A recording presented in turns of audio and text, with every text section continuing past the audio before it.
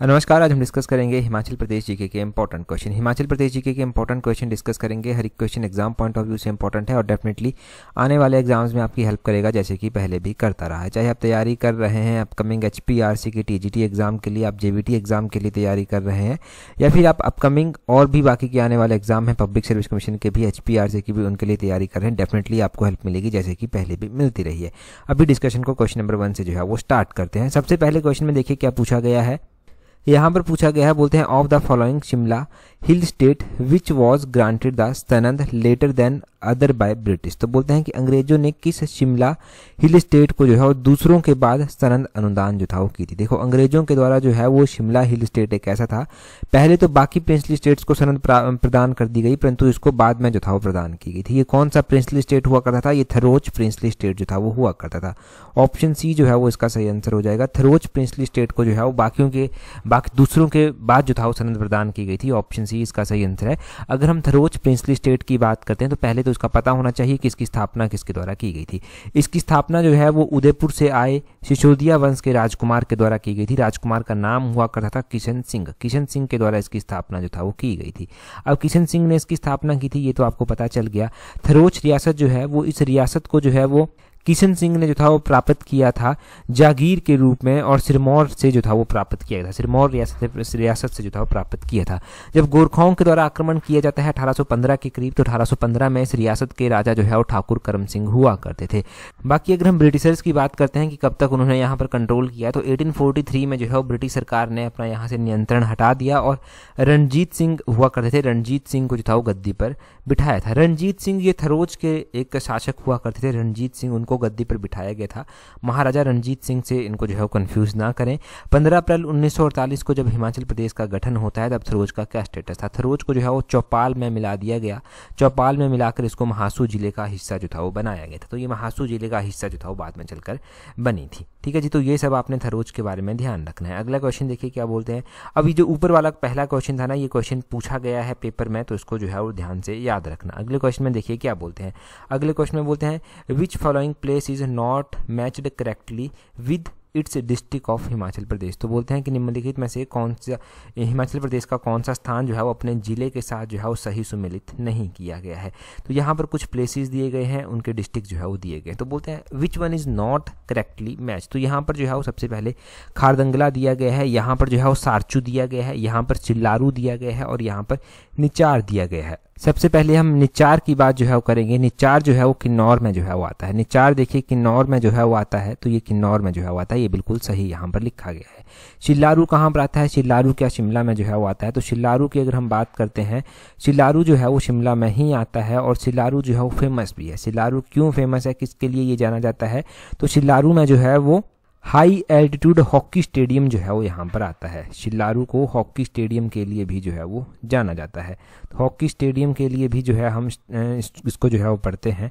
और दूसरा जो है वो सारचू यहाँ पर दिया गया है। सारचू जो है वो लाहौल स्पीति में क्या आता है? देखिए सारचू भी लाहौल स्पीति में ही जो है वो आता है, ये बात भी बिल्कुल सही है। तो इस हिसाब से हमारे पास एक ही ऑप्शन बच जाता है, खारदुंगला। खारदंगला जो है वो लाहौल स्पीति में जो है वो नहीं आता। अच्छा, खारदंगला अगर लाहौल स्पीति में नहीं आता तो कहाँ पर जो है वो आता है?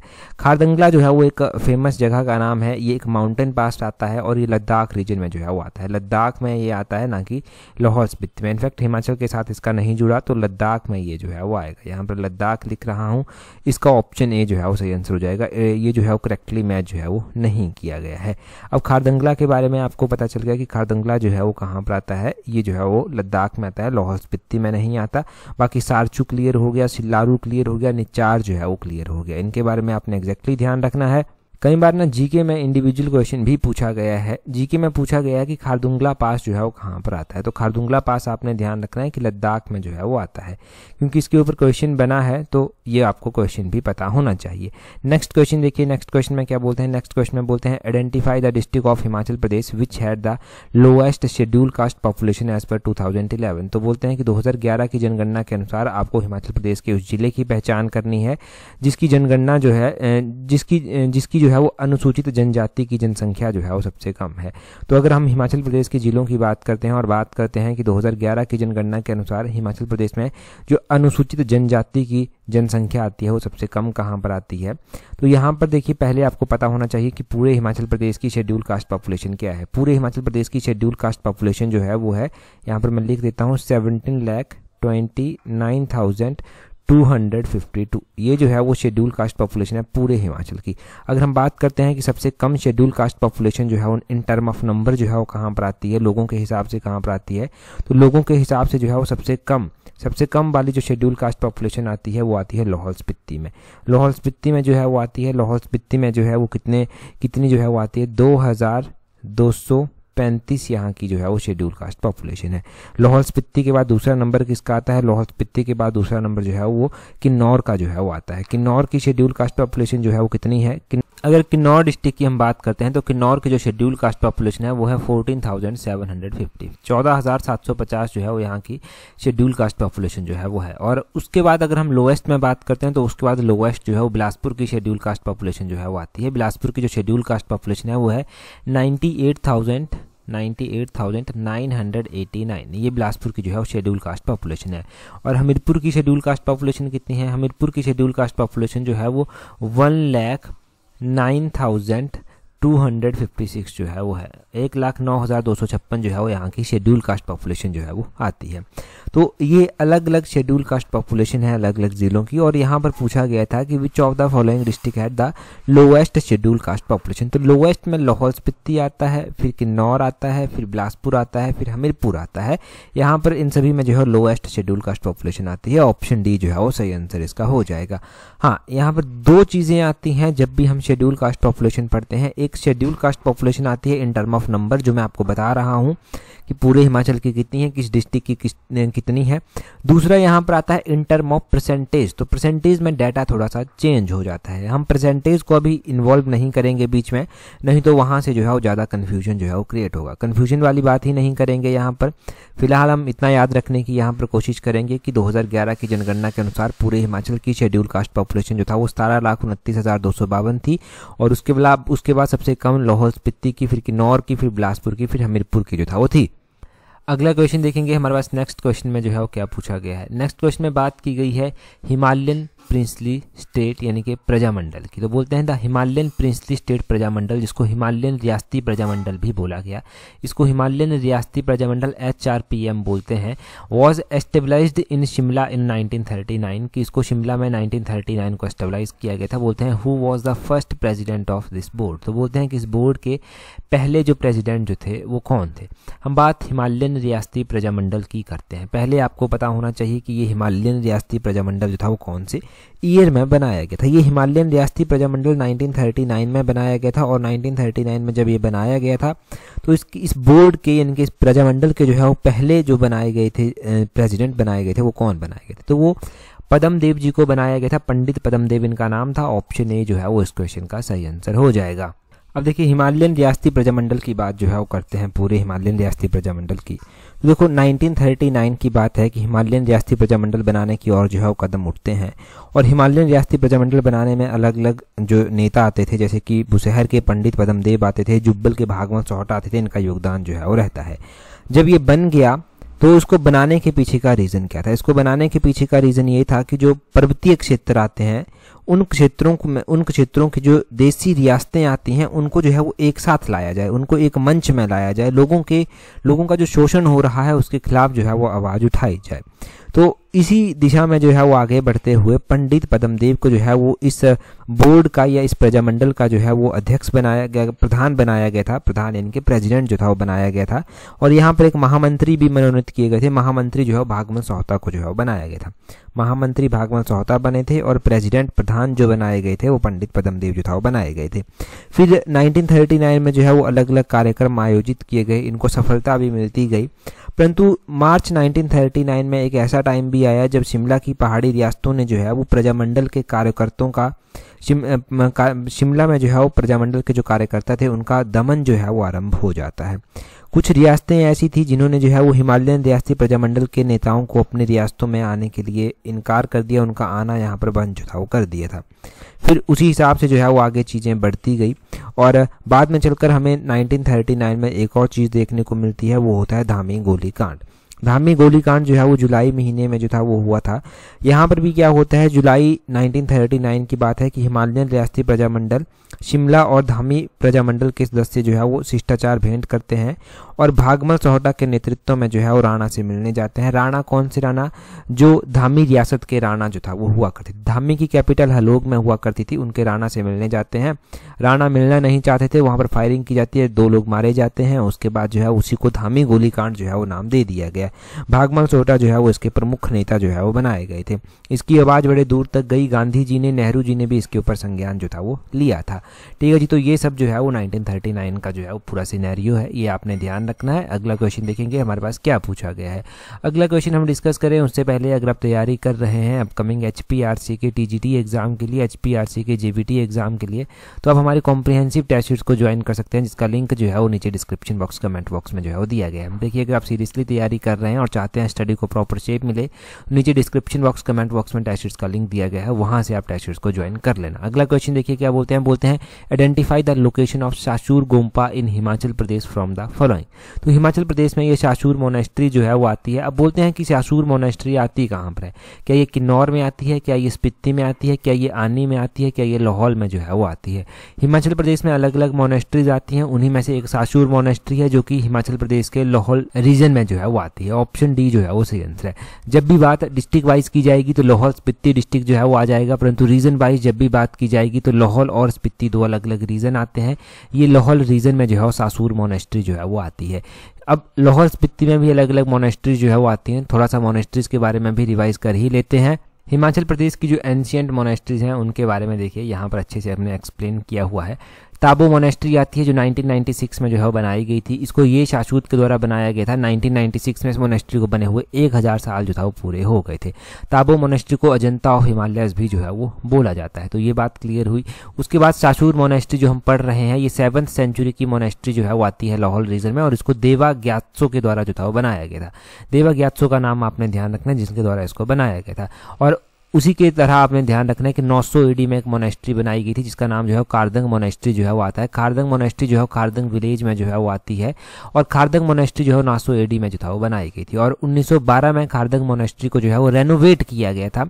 इसको फिर से रेनोवेट करने की ज़रूरत थी तो रेनोवेट किया गया इसको लामा नोरबू के द्वारा। लामा नोरबू ने जो था वो इसको रेनोवेट जो है वो किया था। तो 1912 में ये रेनोवेट हुई।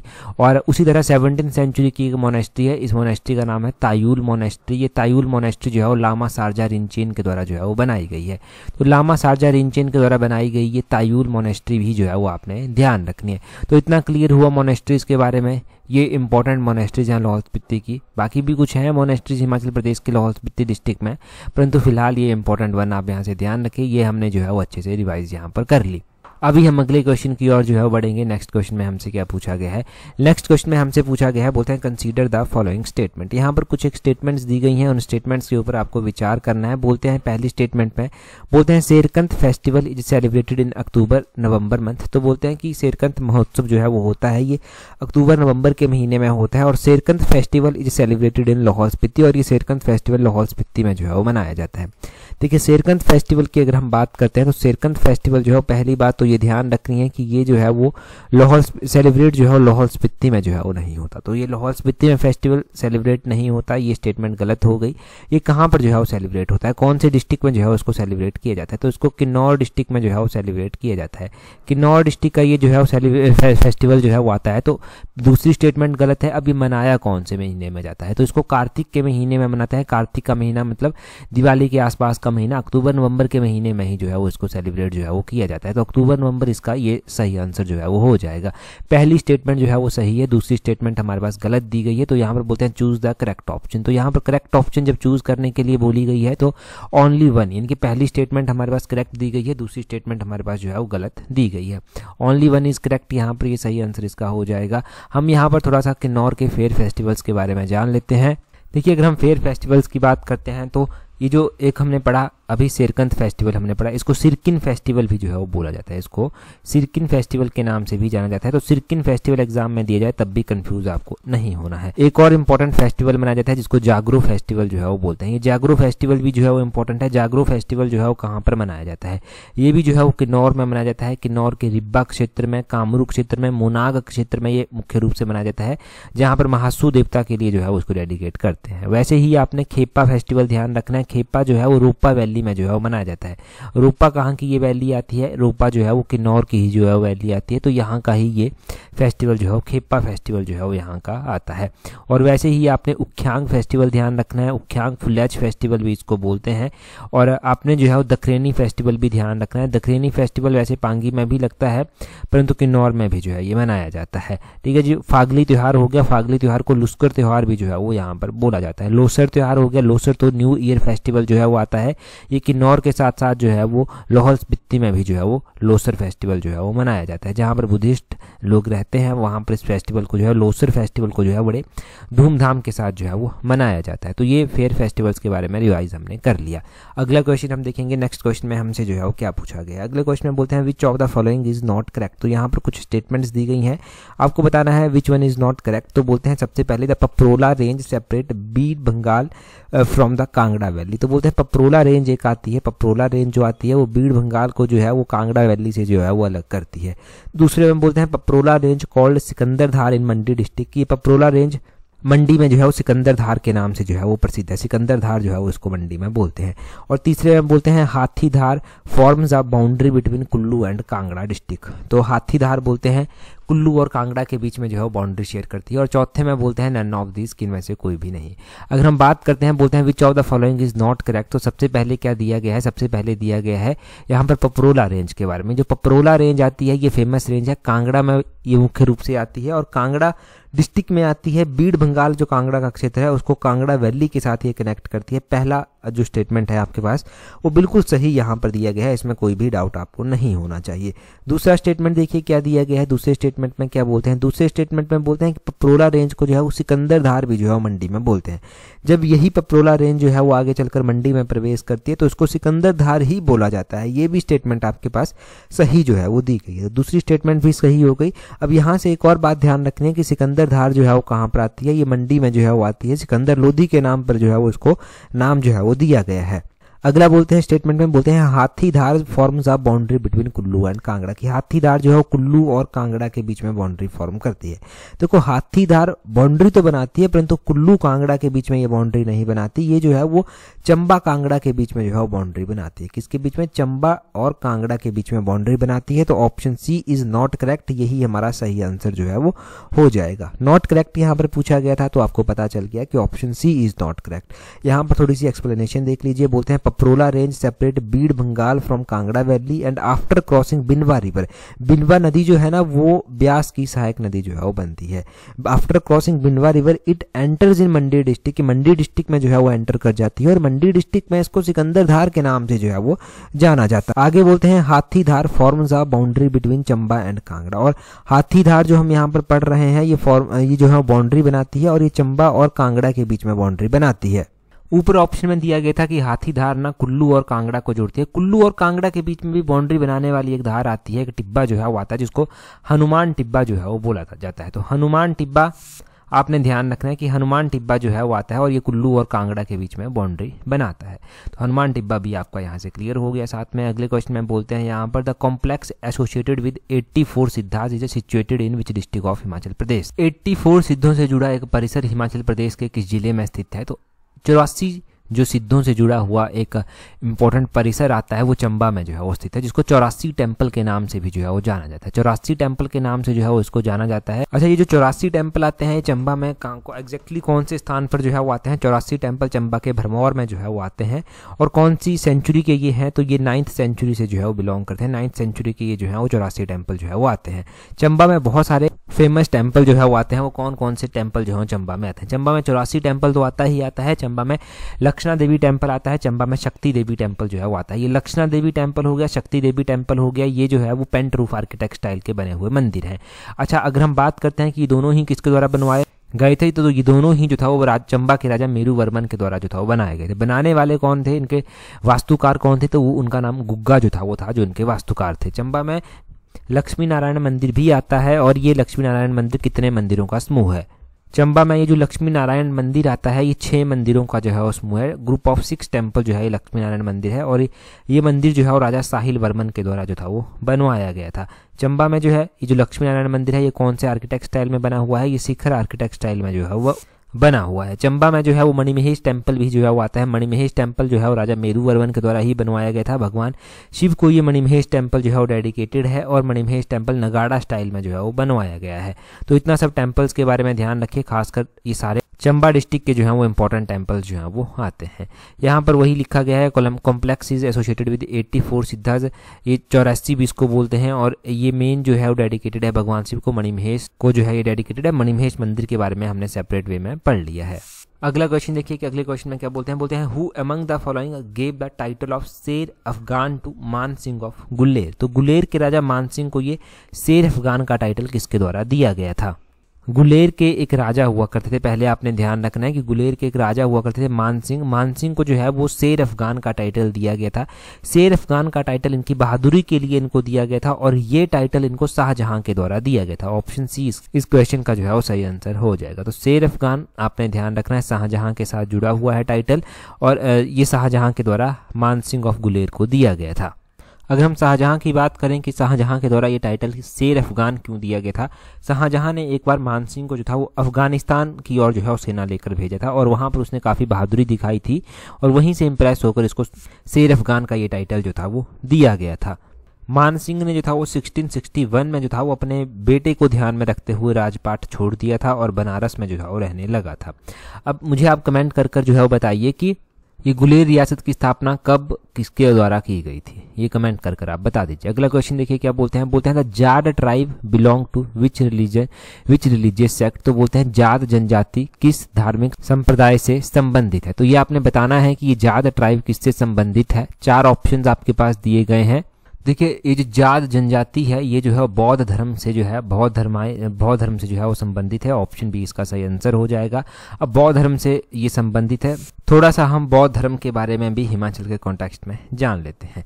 देखिए बौद्ध धर्म के बारे में आपने ध्यान रखना है कि बौद्ध जो है बौद्ध धर्म के लोग हिमाचल में रहते हैं। तो इनकी पॉपुलेशन 2011 की जनगणना के अनुसार कितनी है, तो ये 78,659 जो है वो total Buddhist population Himachal Pradesh की है। सबसे अधिक जो बुद्धिस्ट पॉपुलेशन हिमाचल प्रदेश में है वो कौन से जिले में है, वो लाहौल स्पीति जिले में सबसे अधिक बुद्धिस्ट पॉपुलेशन जो है वो आती है। यहाँ पर लगभग 19,572 बुद्धिस्ट पीपल जो है वो रहते हैं।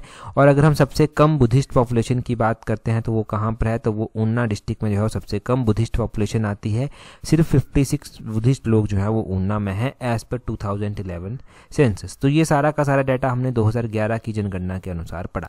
कई बार रैंडम क्वेश्चन होता है कि 2001 की जनगणना के अनुसार भी पूछ लिया जाए। तो 2001 की जनगणना के अनुसार आपने ध्यान रखना है कि हिमाचल प्रदेश में जो बुद्धिस्ट पॉपुलेशन थी वो कितनी थी, वो थी 75,859। 75,859 जो है वो बुद्धिस्ट पॉपुलेशन 2001 की जनगणना के अनुसार हिमाचल प्रदेश में थी। तो 2001 की भी आपको पता चल गई, आपको 2011 की भी जो है वो पता चल गई। तो ये दोनों ही ईयर आपने यहाँ से ध्यान रखने हैं। बाकी आपको पता ही है कि पूरे हिमाचल की जो पॉपुलेशन है 2011 की जनगणना के अनुसार वो 68,64,602 है और 2001 की जनगणना के अनुसार जो हिमाचल की पॉपुलेशन है वो है 60,77,900। तो 2001 के अनुसार अप्रॉक्सीमेटली 60 लाख, 2011 के अनुसार जो है वो अप्रॉक्सीमेटली 68 लाख। अगला क्वेश्चन देखिए, अगले क्वेश्चन में बोलते हैं which of the following is correct name of painter who has made the painting गद्दी बेले। तो बोलते हैं कि ये गद्दी बेले चित्रकला जो है वो किस चित्रकार के द्वारा बनाई गई थी, उनका नाम जो है वो बताइए। इस क्वेश्चन का आंसर आपने कमेंट करके जो है वो बताना है। इससे पिछला एडिशन जो मिशन एलाइड का था उसमें हमने जो है वो डिस्कस ये किया था। अभी 1-2 दिन पहले ही जो है वो हमने 100 क्वेश्चन भी एक साथ डिस्कस किए हैं। लगभग 1 घंटे से भी ज़्यादा वो लंबी वीडियो है जिसमें हमने 100 क्वेश्चन हिमाचल जीके के डिस्कस किए हैं। तो उस वीडियो को भी ज़रूर देख लेना। अभी आपकी स्क्रीन पर वो वीडियो डिस्प्ले भी जो है वो होगी। टेलीग्राम पर ज्वाइन करने के लिए अपने टेलीग्राम से सर्च करना @allexam31। ये @allexam31 सर्च करके आप हमें टेलीग्राम पर ज्वाइन कर सकते हैं। आज की वीडियो में इतना ही है। That's all for today. Thank you very much for watching and listening it very patiently.